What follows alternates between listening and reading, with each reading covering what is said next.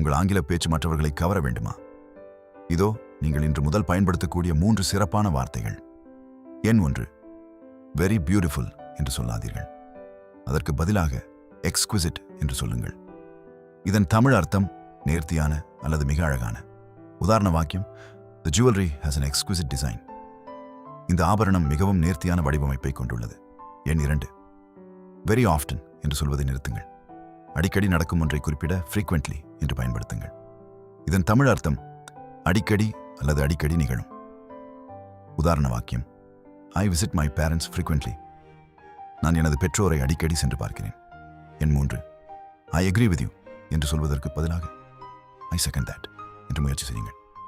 இதன் தமிழ் அர்த்தம் நானும் அதை வழிமொழிகிறேன் அல்லது நானும் உடன்படுகிறேன். உதாரண வாக்கியம், That's a great idea. I second that. அது ஒரு சிறந்த யோசனை, நானும் அதை வழிமொழிகிறேன்.